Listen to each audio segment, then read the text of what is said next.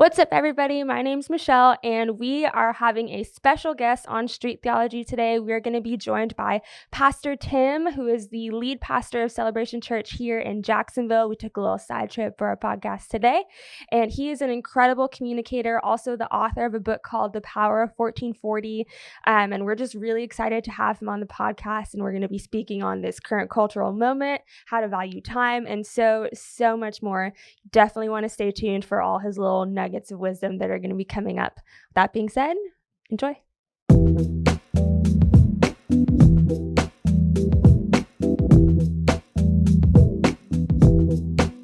Hey, what's up, guys? I want to welcome you back to another episode of Street Theology. It's your boy, Pastor Adrian here, and I am joined as someone who's become pretty consistent on the pod, our expressions architect, Michelle Warner. Michelle, what's happening? Hello. Glad Michelle, to be back. We are not joined by our other Pastor Derek. I know, man. Old Faithful. As I'm saying, the Clay Thompson of podcast, just sit there and shoot corner He's three. been replaced. He's been replaced. Just kidding. No, I know. Hopefully, he tears Achilles. No, but Pastor Derek, he's not with us today because we took the pod on the road today for a very, very special kind of pod that we have today. And so for all you guys who are new here, again, Street Theology is simply about this idea of launching innovative reconcilers. We want to take theology, bring it down to a street level to help us in our everyday life with wisdom. Again, as we serve a God who actually wants us to actually live this thing out, to add value to the places and spaces we go. And there's no better way to intro our guest today as someone who actually truly is an innovative reconciler. We are filming today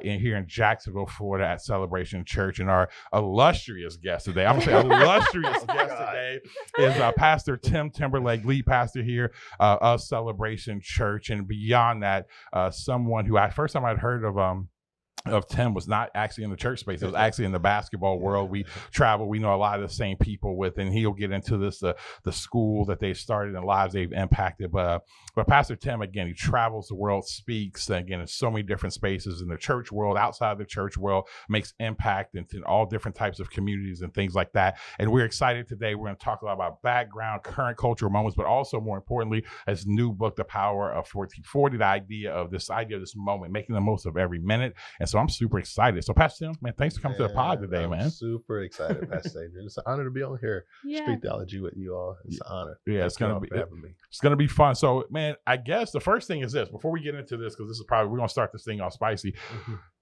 As basketball guys, who you think gonna win the NCAA tournament? That's the most important. Before we get into theology and all that, who you think's gonna win? That's a tough one. You know, we got a couple of prospects. Okay. So Gonzaga's looking strong. Yep. Michigan is looking strong.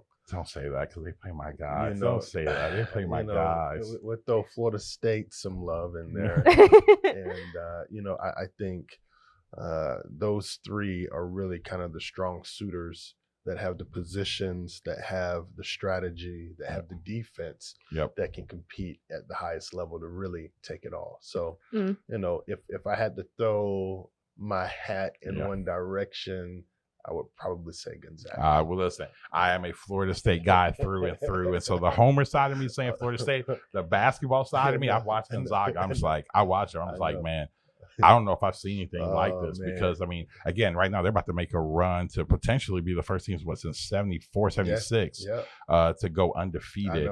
And again, when you look at it, and again, for all you guys like, man, basketball, you need to hear this. Is really important. All right. It has stuff to do with, we'll somehow rope this into God at some point.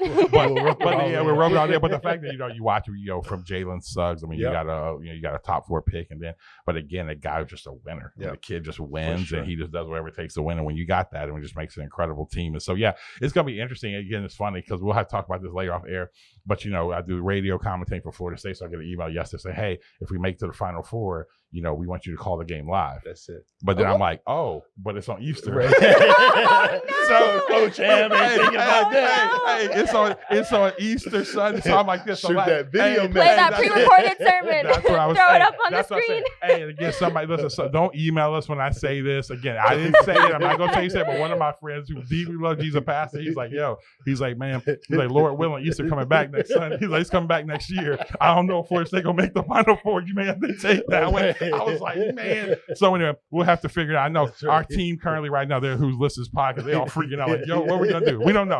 He's got to get past Michigan first. So anyway, that's true. But man, we're gonna dive into the pod. We really do appreciate you taking the time. And so I guess kind of again, you have being a huge kind of platform. But for those people who don't know, again, kind of tell people a little bit about where you're from, kind of a little bit of your background, and just kind of a little bit of your story. You all are too kind to say I have a huge platform. It's minuscule, man. You know, I'm honored to be on here. And, you know, for me, I grew up in North Carolina, right outside of Raleigh-Durham.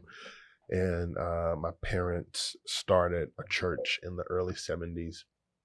And the church ended up growing very exponential to the area that we were in. So the city that we were in was a city called Creedmoor, and the city was a population of 2,400 people. And so the first really 6 or 7 years of the church, they really started to see this massive growth of people just kind of coming from everywhere. And the church ended up growing larger than the population of the city that it was in. Oh, wow. And so from there, they kind of felt led by God to start a television show. And so they got this television show and ended up getting picked up by BET. So every morning at 6:30 a.m., they were on BET. From there, they were on TBN, INSP, and they were on 4 major global networks every single morning. And so the first thing people saw when they woke up was this couple preaching together. It was abnormal because most of the time they saw a man really doing that. But my father was really huge on empowering women to step into their calling. Wow. And so he considered himself a producer. He loved to produce. I love that. He loved to produce the call of God on my mom's life. And so they took a lot of hits because of it. At the time, there was only one other Black pastor on national television. It was Dr. Casey Price. But he and my mom were the first couple to ever stand in a pulpit together on a national and global scale. And so from there, the church, man, just continued to grow and take off. We still have people to this day drive 2 hours a Sunday to come to church. Wow. To this day, from Virginia all the way to Creedmoor, North Carolina, just because they felt like it was something different there than what it was they had experienced anywhere else. And so I grew up around that kind of movement and just saw God do some pretty incredible things. And at the height of the ministry and at the height of church growth in 1997, my dad was diagnosed with stage 4 terminal throat cancer. And so I remember him kind of sitting down with us as a family and was like, hey, this is what the doctors have told me. This is how long they've given me. They gave him 3 weeks to live, or they gave him the option of having this experimental surgery that gave him a 30% chance of survival after he had it. So there was a 70% chance that he would die on the table, or 3 weeks to live if he didn't have it. So he was like, you know what, I'm gonna just take the risk and have the surgery. So he opted for the surgery.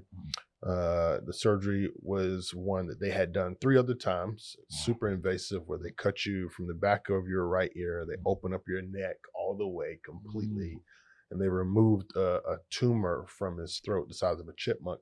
So they cut him from ear to ear. But when they did that, they removed a quarter of his tongue. So he's no longer able to eat or drink or swallow through his mouth. He was fed through a G-tube for the rest of his life. Wow. And so my dad was a big guy, 6'5". He was a baller, loved basketball, 270 pounds, just country strong.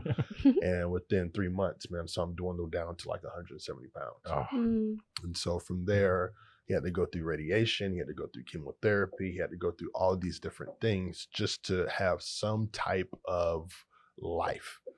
And, you know, for me at 12 years old, my perspective of God was, man, if this is the way he treats his servant, I don't stand a chance. Wow. You know what I'm saying? Just because at 12, 13 years old, you know, you don't really have faith on your own. You're standing off of the faith of your parents or your grandparents or the people that are around you. So I was like, man, I don't stand a chance. And so I stopped following what they had led me to follow and really kind of walked away from God, walked away from church. My heart was hard towards God. I thought to myself, man, how could God let this happen? You know, at 12 years old. And so for the next 5 years, man, I just really kind of did my own thing, you know, kind of pursued the life that I thought would make me the most money, pursued the things in life that no 12, 13, 14-year-old kid should really be out there doing. and got really good at it. And so on my 18th birthday, my dad sent me down, and he kind of is sharing with me what God has told him about my life moving forward. Wow. It's kind of like, those Old Testament stories in the Bible where the father sits the son down and he's like, okay, I'm leaving. It's time for you to step up and be a man. That's how I kind of felt. Yeah. And so he sits me down. He's just kind of telling me the story about what God has shared with him about my life. And, he doesn't know all the details of what I've been doing, but he knows that God has more for me. And it's my 18th birthday, so my mind is not there. I don't want to be there. I'm trying to go club. I'm trying to go hang out with my friends. I'm just trying to do something. And so he's like sharing this with me for like 5 hours. And after 5 hours, he pats me on my leg. He goes upstairs to his room. And that following morning, 2 a.m., my mom knocks on the door. She says, hey, I need you to come help me get your dad out of bed. He's not responding. And so I go downstairs to his room. I pull him out of bed. He's already dead.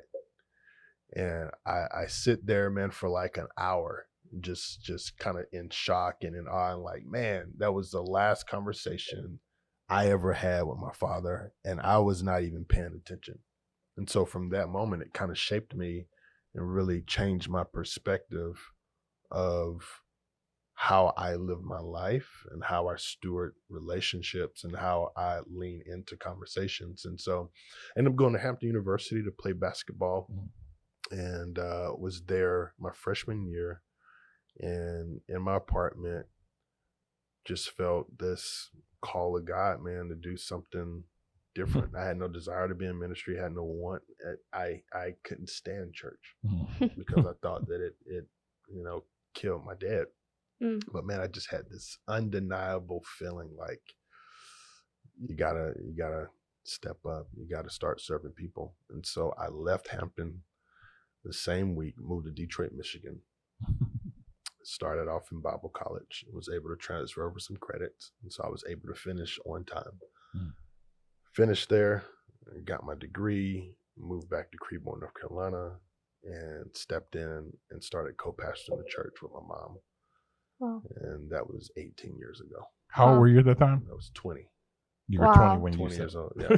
20 years old. When you started co-pastoring. Yeah. Wow. This massive church. Yeah. So, I compare it to like putting on a suit and dousing yourself with gasoline. Running through the fire. Yeah. Man, well, I want to ask you this because again, I think, and I appreciate you sharing that because again, the fact that like, a lot of people don't have those stories of like, oh man, a father who was a giant like in the faith, and then like, like you said, I mean, that's like I'm sitting here listening, I'm like, yo, man, that's like you said, like that's biblical. Like your father, like your last story talking about my son, what you gonna be, right. And then he passes away. Yeah. I'm like, I guess the question, I know you think about this, like knowing you weren't leaning in, and I know it's one of the regrets. Like, man, if you could go back, right, or say like right now, you could spend a few hours with your father. Like, what would you ask him?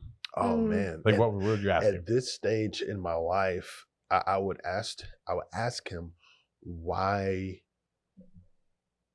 or what shaped your perspective about loving people the way you do. Because he loved people. I mean, so at the time, my church, man, was 9,000 or 10,000 members. We had 5 services a Sunday. I saw him stand in the front and talk to everybody he could in between every single service and after the last one. Wow. And I for me, that was one of the things that marked me. It marks my leadership. It's what gave me an image of what's possible when you walk with people, when you love people, when you pastor people, when you shepherd people, and you can't get people out of your heart. And I think that's the difference between a preacher and a pastor. Because a pastor really carries the heart of a father, and a father can never get their kids out of their heart. Wow. And so for me, I would just ask him that. And, he told me something one time that kind of stuck to me, and I believe it would still be his answer. And I just asked him, why do you stand at the front, like after every service?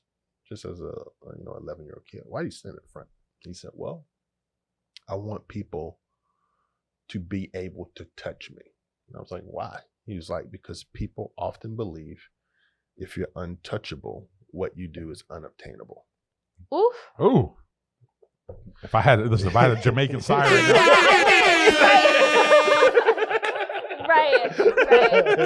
Hey, Wow. Caleb, it's Caleb. I may have Caleb add that to the effects in production. Caleb add that effects. Man, Wow. Yeah, say that again, please. So if people perceive that you're untouchable, they think that what you do is unobtainable. And so it was super important for him that people could feel him, see that he's real, see that he's a human being, so that they understand and know that what he is doing is also obtainable in whatever sphere that they're doing, whether it's ministry, whether it's entrepreneurship, whether it's business, whether it's working a 9-to-5, whatever it may be.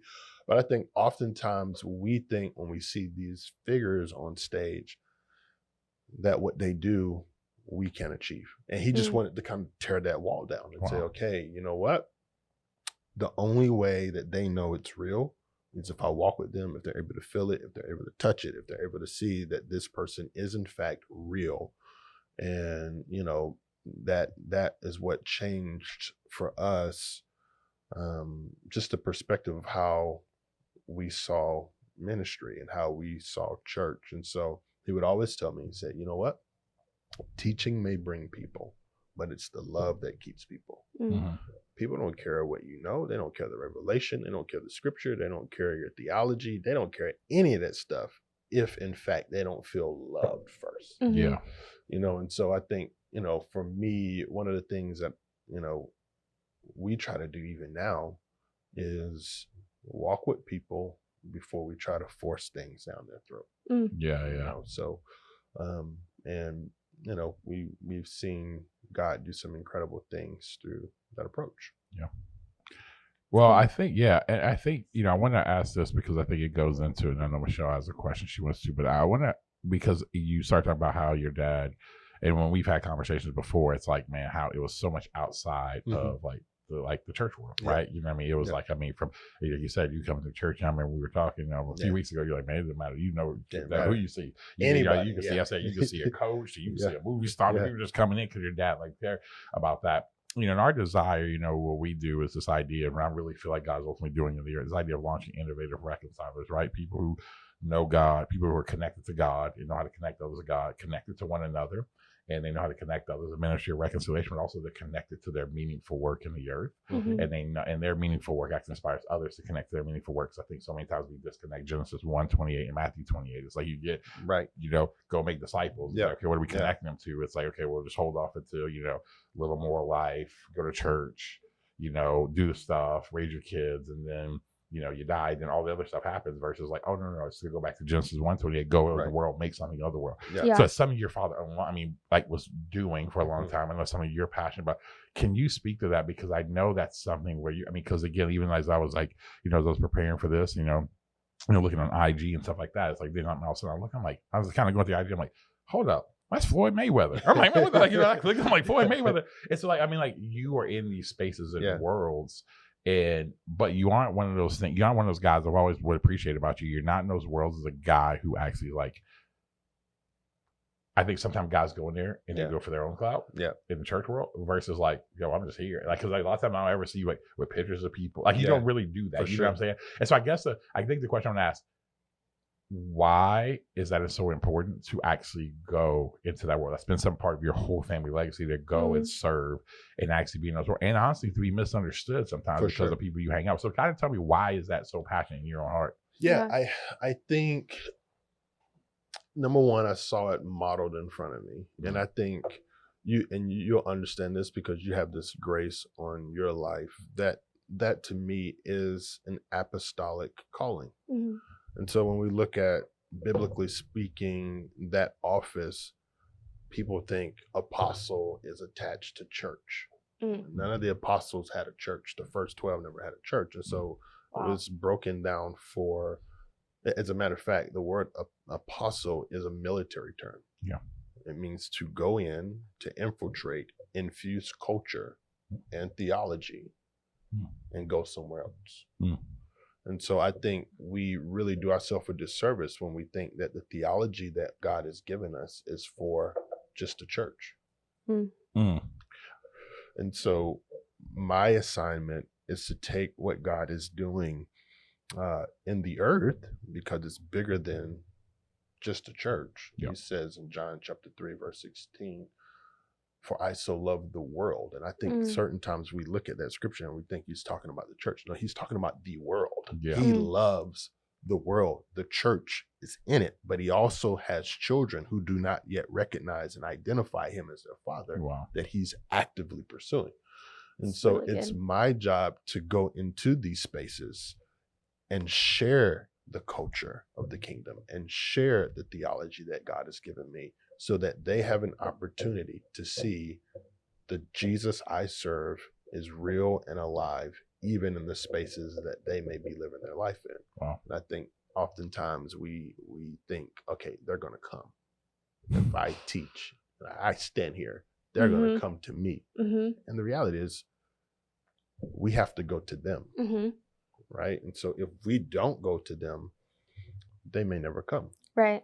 So how do you, and again, I mean, I could stay down this rabbit hole. Right. Yeah. Like, that's what we do. Yeah. But I want to say, so, because again, you know how this goes. You get critics that'll say, okay, well, you know, at the end of the day, and that people will, you know, well, when you go preach the gospel, right? You know, and that they, which again, a lot of times I tell people, I'm like, I tell a lot of times people who go there first, I'm like, man, like how anxiety driven we are so many times. So like, well, when you go preach the gospel to them, I'm like, well, like, you know, like first let me get into this, like trust God, that God draws all men near. And so when he opens the opportunity, so, but how do you balance that? Because again, the worlds I know that you skated in all times, the worlds I'm in, it's like, I want to hear from you, like how do you manage it? Because there are point in times where, you know, there's people, their lifestyle, there's things like that they live. And at some point you got enough of a relationship to where you begin to actually talk to them about that. For sure. How do you actually really do that? Because I think that's one of the biggest misconceptions, because they'll just say, oh, well, there are people in spaces, they ain't actually really sharing and preaching God. And I know from conversation, from people who, you know, who know you, they were like, that actually, who aren't really even serving Jesus, they're like, oh, no. They're like, Pastor Tim about that life. Oh, he talked to me. They actually know they ain't living right. Right. It is because of you. Yeah. But they still talk about you in such an affection. So how do you actually do that?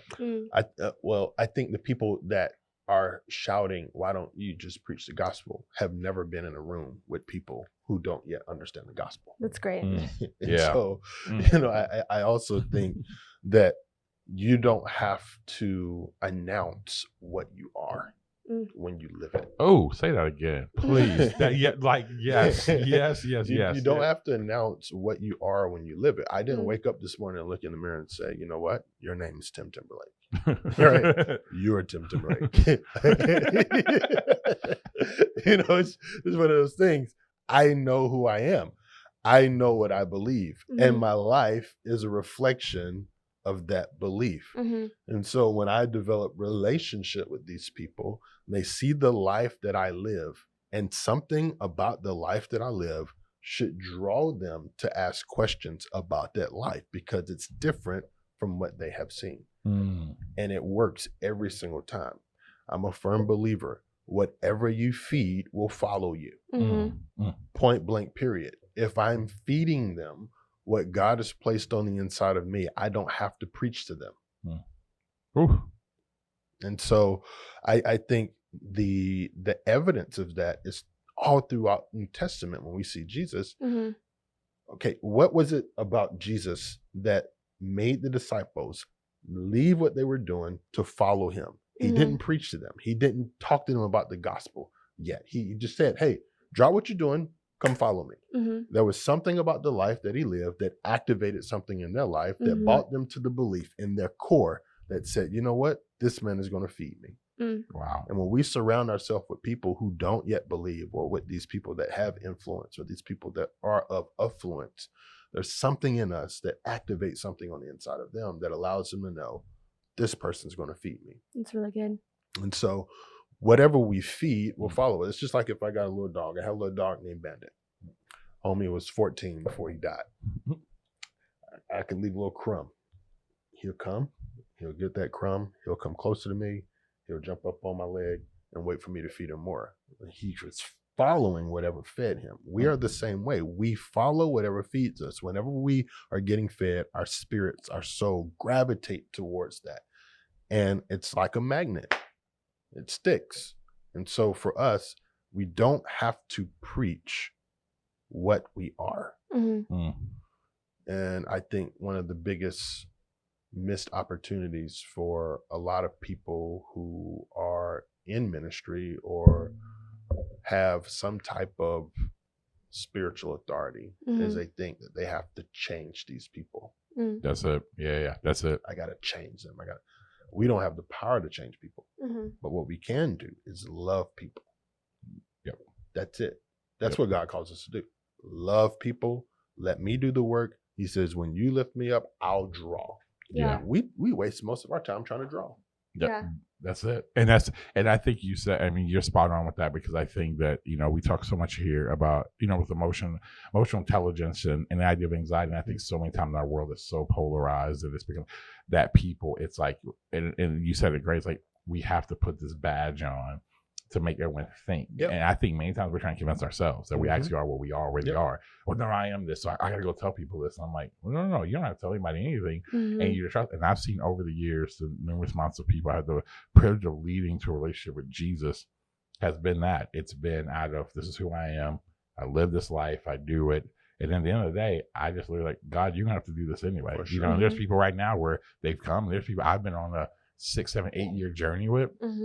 And it's funny, I was with one of them recently, and we're sitting in the city official's office, and the city official was pushing out, saying, man, you need to be going to church and da-da-da.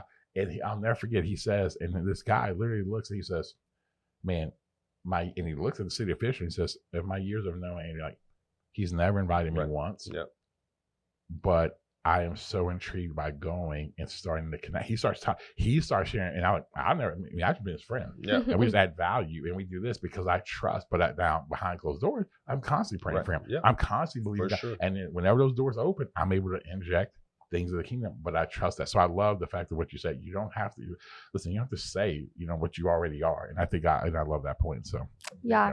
So kind of tying all of this together, just in terms of being in culture, influencing culture. As innovative reconcilers, that's one of the things we talk about a lot, and going into culture and adding value, but also at the same time being problem solvers. So we're going in, we're looking for problems that we can solve. And we talk a lot about just this issue of disconnection and being disconnected from each other, trying to connect better. Would you say, in your book, you said this one quote that I thought was super good, how you're known by the problems we solve or the problems we create. Do you feel like one of the problems you're called to solve in this world is around the problem of connection and being able to relate well with other people, or what would you say that it would be around? Yeah, I think that's one of the major problems that we should be trying to solve, because we are made for connection, right? We are created for relationship. And, if we silo ourselves, then we really do our destiny a disservice. It's not that we won't reach those places that we desire to reach. It's that it will take us substantially longer, when in fact we could have had a conversation and saw someone else's experience or saw how someone else did it that allows us to reach the places that we desire to go a lot faster. And so I'm a firm believer that our destiny and our future moves towards us at the speed of our connections. And so our connections determine our collections. Right. And so if I'm not connected to anything, what's my power source? Because I'm only as strong as my relationships. Yeah. And so if I look to my right, if I look to my left, and I don't have people alongside of me that are going in the same direction as me, what tends to happen is I start to feel the resistance of life, and it slows me down. And the best way for me to describe it is when we see like geese flying. They always fly in a triangle, right? There's one goose at the front, there's other goose beside him. And I always kind of looked at them and thought, man, why in the world do they fly like that? Well, it's so that on the left side, their right wings connect to each other. So on the left side, their left wings connect to each other to help fight the wind resistance so that they can fly a lot more efficient and a lot faster. It's not that they can't fly alone. It's that they fly better connected to each other. And I think we live our lives better with each other. Yeah. And so as we have these dreams in our heart, as we have these desires, as we have these wants, these needs, these grandiose ideas, it's great to look at someone else and say, okay, how did they do that? Because that is not the blueprint, but it can be a portion of the blueprint that God has you put together so that you could excel at a faster pace. There's no reason I should be still hitting my head on the wall for things that my dad hit his head on the wall with. Yeah. There should be no reason I should be stuck in a season or a situation that I know PA has dealt with and has overcome. Yeah. Right. But if I don't have those connections, I create the example that I need to live by. When in fact, he already has an example. He already has a model that I can just pick up the phone and say, hey, how did you deal with this? Yeah. And because he's already hit his head against the wall, I can avoid hitting my head. Yeah. We don't get that when we don't have connection. Yeah. So when it's what we're created for, when it's what we're made for, there's always this hole, this emptiness in us until we find that connection.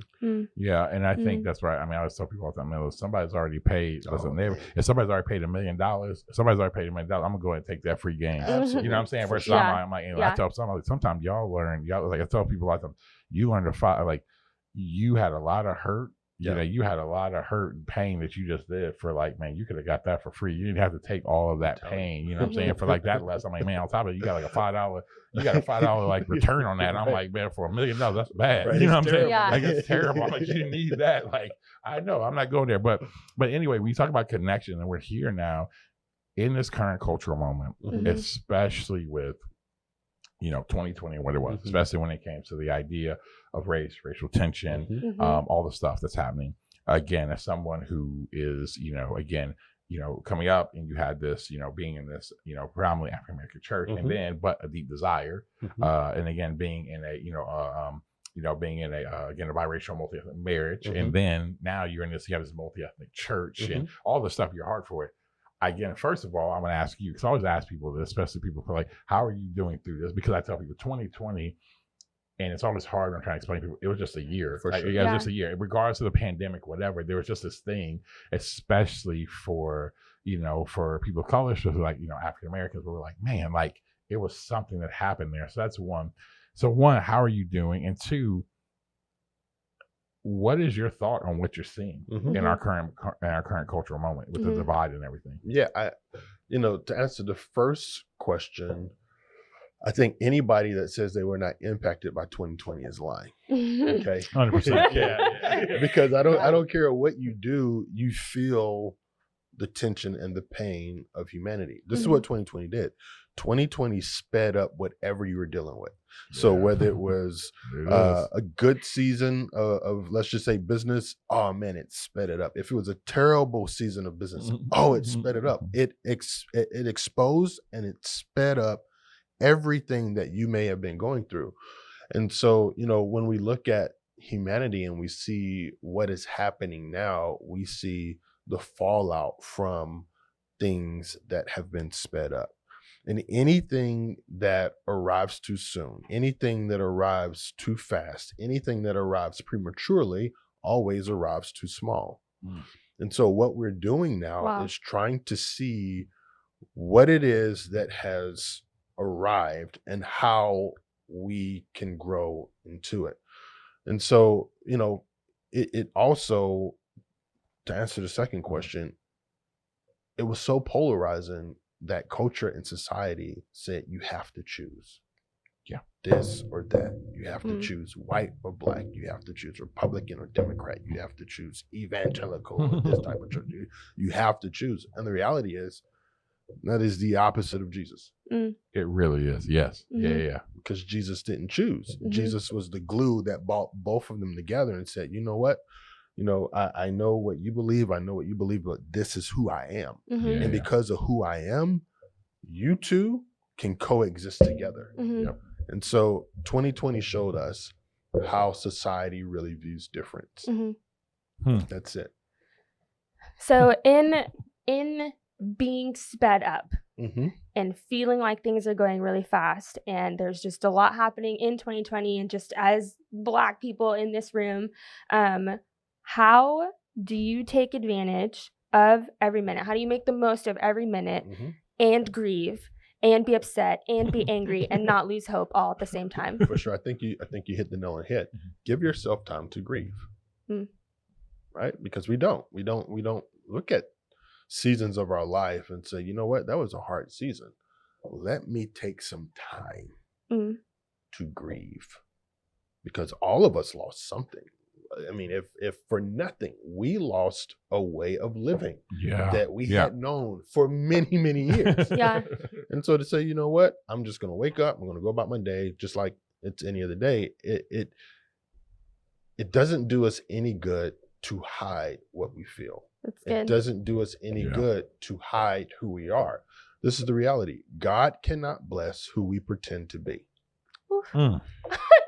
And so if we don't go through the process of allowing ourselves to heal, then we don't allow God to get us to the season he desires for us to be in. And so we can't determine how we get wounded. So we can't determine how 2020 wounded us. We can't determine how often it wounded us, but we can determine how we heal. And when we take time to sit down and say, okay, I may not be able to process everything, but I can process something. When we take the time to do that, it allows God to reset us, refresh us, refocus us, so that distractions won't become opportunities. And so the first thing is to grieve what was lost. The second thing is gratitude. Be thankful for what you got left. Right? And so we're not blessed by what we get. We're blessed by what we retain. So we get a lot of stuff, we lose it, and that's not a blessing. We are only blessed by the things that we retain. So what is it that we still have left that God desires to use? When we look at it from that perspective, I think, it really shifts our focus, sets our focus to say, okay, you know what? Life is still a blessing. I still got opportunity in front of me. And God has so much more in front of me than it was behind me. And I think the part I love is the fact of the process of like, man, you grieve, but then you can be thankful. It's kind of like the idea of, when you look at like, I tell people when you read Psalms, it's like you read Psalms, literally it's like reading the song. It's like, it's like leaving like the, songs of a schizophrenic man. You know what I'm saying? You're like, it starts off like, this is like, I mean, it starts off like, you going hard, like, Meat Meal, Dreams and Nightmares. And then by the end of it, you're like an R&B ballad. I'm like, what just happened to this song right now? Right. And so, but I think it's what you said, it's grieve, but it's also on the end of it being thankful. And I think that's it. But again, it goes back to what you said earlier about everyone saying you have to choose.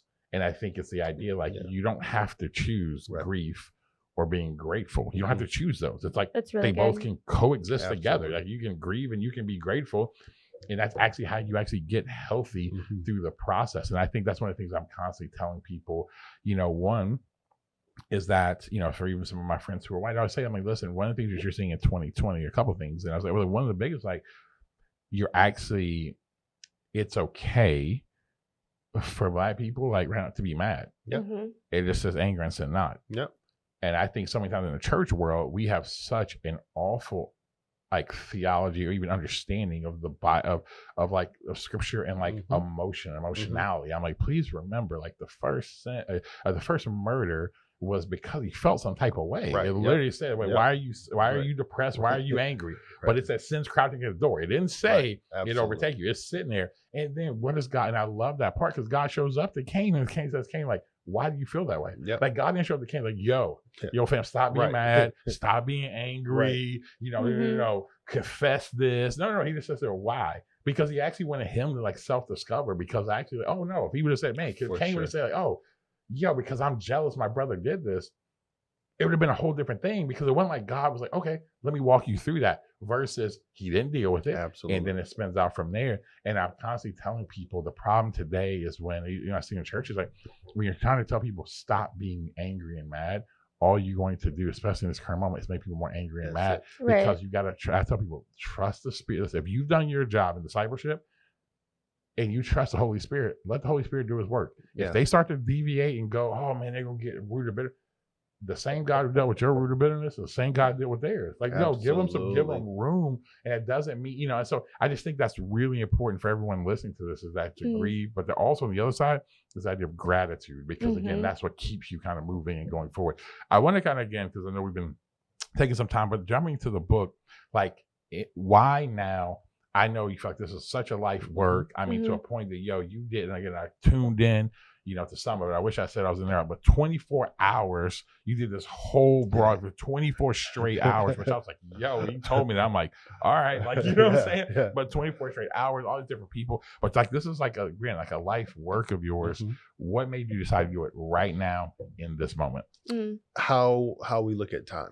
I think a lot of times we look at time as this endless commodity that is promised to us. And, at the beginning of 2020, and as COVID started kicking off, I just started to look at people lose their minds because they had this misconception of time. And one of the greatest misconceptions of time is time management. You go to the bookstores all the time and see all these great time management books, and it's like, oh, do this with your time. And it's just like, man, how can you manage what you do not control? Oh, you know what I'm saying? So you can't tell time to stop. You can't tell time to go. You can't pause time. You can't rush it. And so if we can't manage time, what can we do? It's steward time. And so how can we become better stewards over the time that God gives us? And one of the things that really kind of sticks out to me, even back to what you were saying, and we'll tie it kind of all into the book, the only time we fail in life is when we get what we want. Yeah, please unpack that. Yeah. You gotta unpack that. Think about it. Whenever we fail in life, whenever we fall short, whenever we stumble, it's because we actually got what we wanted. Right? That's why David said, "The Lord is my shepherd, I have no wants." So if we don't get what we want, then God has something bigger for us, and it's what we need. That's why he says in Philippians, "I'll supply all your needs according to his riches and glory through Christ Jesus." And sometimes we stumble into what we want and we forfeit the opportunity to get what we need. And 2020 was what we needed, but it wasn't what we wanted. And so because we got what we needed and we actually experienced one of the greatest teachers in life called pain, it has brought us to a place of understanding our dependency on God. And so, we hear all these different lessons about, how to have great relationship and steward relationship and how to steward your finances and how, how to steward your time. But we don't really hear a lot about how to steward pain. And this book, The Power of 1440, is just a journey of how we can steward the pain that we encounter, because pain can either push you back or it can propel you forward. And so my desire with this message is just to help people navigate the pain of life in a way where they understand, okay, you may encounter pain in these 1,440 minutes you have in the day, but there's tomorrow. Wow. And so how can we be intentional about the minutes that we have right now, push beyond what we want, and actually lean into what it is that we need? And sometimes what we need is uncomfortable. Sometimes what we need is painful. But I'm a firm believer when we get what we need, we always get more than what we want.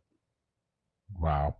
I thought, when you were saying, you first started off, and literally, I'm like, where's he about to go with this? About the want and the need. And I feel like it's one of those moments where, again, as people know this on the podcast, I'm a big Jay-Z fan. It's like the moment you listen to a J line and you hear it for like the 15th time, you're like, oh, that's what he meant. You're like, oh, that was way deeper than I thought. Wow, you know what I'm saying? Yeah, I didn't realize it was like that. You know what I'm saying? I didn't realize it was that deep. But no, that's what it was. And it was incredible. And the idea, especially at the end, and I want to speak to the idea of the comfort zone, because I heard something recently, man, it messed me up. Is this idea of comfort zone. And it was listening to Mark Sayers, and he's been on our pod, and I love Mark, and at Australian, and he was quoting somebody, and he said, like, comfort zone literally is privilege and fear. That's it. And I was like, he said that, and I'm like driving. I'm driving. I had one of my almost a black church. My mom took my shoe up, and threw it out the car. I'm like, you know what I'm saying? I'm like, hit that back 10 seconds, but like, you better preach. I'm talking to him, like, but he said that. But it's so true, because it's like, and what he ultimately was getting to is like, if you're not constantly uncomfortable, you internally, you just don't grow. Right. You stop growing. And I think that is where, and I tell to our team, I say to people all the time, like, if within anything I leave, like, if you're looking for safe waters, like where, okay, we're going to be okay, so be calm. this is the wrong place. Right. Because it's just constantly uncomfortable. You know what I'm saying? It's like constantly uncomfortable. It's like you're growing. There's a fortitude that's there. And as soon as, like you said, as soon as you get to a place like, okay, I'm not, you just stop growing. Yeah. And it is. And I love that, because I think at first pass, people will read the book, they'll see the book, and they'll say, again, people will who maybe come from more of a conservative, far right, like kind of theology. Oh, well, this is some of that, prosperity, name it and claim it. No. But as I know, it's not. It's actually about, no, it's all about suffering. Yeah. It's just literally about suffering. But what I love about it is like, no. And what I do love that you do, Tim, is that because of the depth, you bring stuff to people in a way they're like, I'm gonna pick that up. I'm for it. But then you get in the book, you're like, oh, fam, I didn't realize this. You know what I'm saying? Right. It's like a chocolate bar, then it's like it's broccoli inside. You're like, you're like, oh man, but all right, but it's kind of good though. It's like, it really is, because when you read the copy, you're like, oh man, it's gonna be self-help. It's gonna be da da da da. And it could go in all those sections, but then when you open it up, it's just like, oh, just listen. It's like I always tell people, yeah, it's just painful. Life, it's just gonna be. It's just going. Like, it's Clubber Lang. It's Clubber Lang and Rocky 3. We're gonna give them pain. One of the things that I've learned, I did little research on it. We think stress is bad, right? We think stress is bad, and we teach that stress is bad. Stress is bad. Distress is bad. We need a certain level of stress in our life to maintain stability. If I'm a tight walker and I'm walking on this line, I need a certain amount of stress in the line to get me from point A to point B. Where it gets dangerous is when the line gets in distress and starts to unravel and untwine. That makes it unsafe for me to walk on. One of the biggest misconceptions about stress is it's dangerous, it's ungodly, it's unhealthy. No, unmanaged stress are those things. But there is a certain amount of stress that we should have in our life that always pushes us closer to Jesus. It always reminds us and keeps our focus on the big picture, because it's only through that tension that we grow. If I'm working out and there is no tension in what I'm doing, I'm not stretching my muscles. It's not until I sit under stress, under weight, under that tension that I actually grow the muscles that I intend to grow. And it's the same thing with our life. It's not until we sit under the weight of the tension, the stress, the discomfort, that we get an opportunity to be who it is that God called us to be. And one of the things we're seeing in our culture and society today, they think the opposite of courage is being a coward. And that's not the case. The opposite of courage is being comfortable. When we get comfortable, we lay down our ability to pursue our God-given dreams with courage. And it's not until we operate under that level of tension, under that level of some type of healthy stress, that we really understand what's possible when we believe. It's so good. Wow. So in we're doing the Nehemiah Institute, which is where we train a lot of our innovative reconcilers. And in the class we're doing right now is a lot about theology of work, authenticity. We talk a lot about the extremes between Jesus and God almost like your genie. Like if I serve God, he's going to tell me my calling, it's going to be super easy. Or my calling is just to serve God. It's going to be all suffering all the time, super hard. I'm going to be like super impoverished and poor. How do you manage the tension between God has these incredible things for me, it's still going to be hard, and what it looks like to do both realistically? Yeah, when we look at it from the perspective of, what he says, if your parents being evil give you these things, how much more do I desire to do for you being good? And you look at that, that's like a parental statement. I tell my son all the time, no. All the time. He's 4 years old. I tell him no, not because I don't want to actually do for him what he's asking me for, but that no is protection. When he was first learning how to walk, he would go to the stairs and I would tell him no. And when he would continue to pursue the stairs, I would tell him no. And then I would pop his butt. And he would look at me like, yo, what the heck are you doing? I just want to walk down the steps. And that no was protection. Could he walk? Absolutely. Was he a good walker? Absolutely not. Yeah. Could he have fallen? Wow. Could he have fallen on the steps? Yes, he could have. But it was the no of me that helped protect and secure his future. And I think a lot of times in order for us to understand the balance, we have to understand that a lot of God's no's are for the yeses that he desires to give us. Wow. And so it's not either prosperity nor is it broke man's mentality, but it's a prioritized life, because the reality is there is no balance. Mm-hmm. We shouldn't give balance to the things in our life. I'm not going to give the same balance of time to a stranger as I do my personal friends. Mm-hmm. I'm not going to give the same balanced time to God as I do anything else. It should never be balanced. And so it has to be priorities. And so when we prioritize these things, we can take a look back and ask God these questions. Okay, will it make an eternal impact? Is it necessary? And is it pushing me closer to you? Yeah. And that helps us to have balance. It helps us not to lean too heavy onto the prosperity, helps us not to lean too heavy onto the poverty, because there has to be a priority in our life that says, you know what, God, I want what you want. Yeah. Yeah.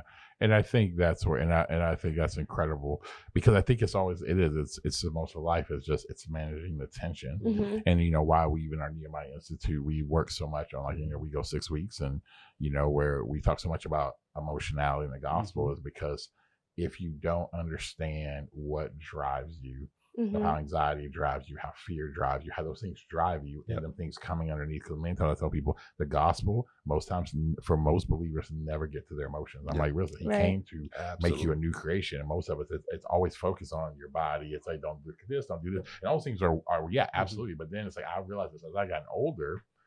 Most of the work that he's doing is in man, my motives, my intentions, what drives me to when my wife says this, why does that make me feel this type of way? And, we really work people through. And I always tell people at the end of the rabbit hole is always idolatry. At the end of the rabbit hole, at the end of it, it's all now. But the thing about the rabbit hole, you deal with your emotions as you go, and then you realize ultimately what's there, and teaching them that, because in our world right now, it's extremism. I was talking to somebody about it today.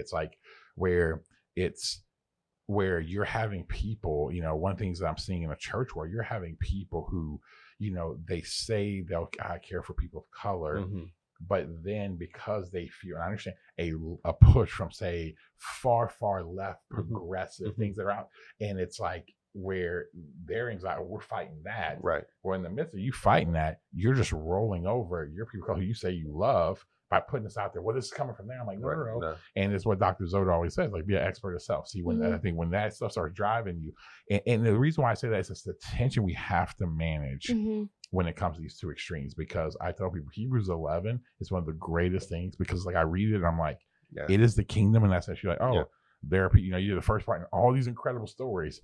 And then it's like, and then it just grows into and there were some, they were Saul and two, they were, they ripped apart, and the world wasn't worthy of both of them. And I read that, and I'm like, oh God. And I think for everybody's like, like John the Baptist, it's like, the ministry was popping. And he died, and then he died being beheaded. I'm like, that was and I tell people, so if you can, my best life now, I'm like, it may be you be beheaded. Absolutely. Or it could be you know what, you could live, in a way that's honorable as people have in there, do that. Or it could be man, again, look at your dad. A guy who, impacted, did all these things. And really would love people dearly. And then he was faced with this situation, but yet still but he was blessed on all those things. And it's such a thing about the kingdom of God. I think that's why I believe the Bible and God so much, because it actually makes sense with suffering. For sure. That my suffering actually means something in the kingdom of God. And so, man, we've held you. I want to ask you this as we come to a close, is that, as you were, writing this stuff, you're doing all these things, you're looking at our world forward. If you actually could say, hey, you know what, man, an individual, I like to ask you this question. You could give an individual, we gave a man, right now, if I walk in your parking lot and they're doing, man, again, shout out to y'all giving COVID tests out there, COVID vaccines out there to hold in the parking lot, but if you can inject somebody with something, I can, and it would just inject them with it, what would it be? This will tie in this whole last kind of conversation. It would be that the gospel, since this is street theology, the gospel should both bless you and blister you. And if it doesn't, it's not the gospel. Oh. There it is. That's it. There it is.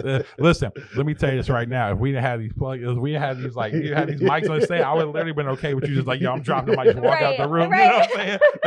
You know what I'm saying? You know what I'm saying? It's at the end of Jay-Z. What more can I say? What more can I say? Hey, matter of fact, Fry, I need that in the back. I need post-production. It's like, what more can I say?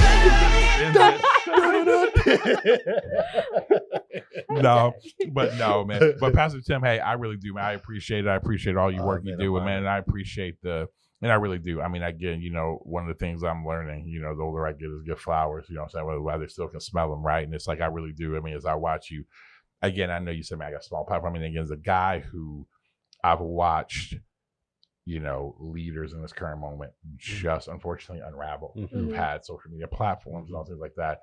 The one thing I've always appreciated about you is the way that you approach the work, that you're willing to have the courage and not be cowardly. It's like, no. These people who have influence, they need Jesus, just like the homeless guy on the street needs Jesus. And you're willing to go in there and you're willing to serve them and you really don't want anything from them. And I think that's why. I think that's at the end of the day, when you go in places, you don't want anything. And I think that's what happens. I mean, and that's one thing I want to let you know. I really appreciate that you're willing to go in these places, but you're willing to go in these places like, I'm here to be a servant. I'm here to give. I don't want nothing from you. And watching how God has used you, watching how you're impacting, changing, watching how people who maybe would never darken the door of a church are willing to pick up the book. They're willing to talk about you. They're willing to say, no, get this, do this. And I just want to let you know, I really appreciate that. Because again, I mean, you are literally an embodiment of what we are launching and we're doing as Innovative Reconcile. So I really appreciate you, man. Man, I'm honored. Thank you for you all having me on. It's been a blast, and we got to do this again, man. Yeah, we got to do like a part 2. We do have to. Yeah, we definitely have to do a part 2, and it's going to be good. So, hey guys, well, we appreciate you being with us, and hey, and again, make sure you comment, 5 stars. Remember, 5-star ratings. Don't 1-star us, please. I'm begging you.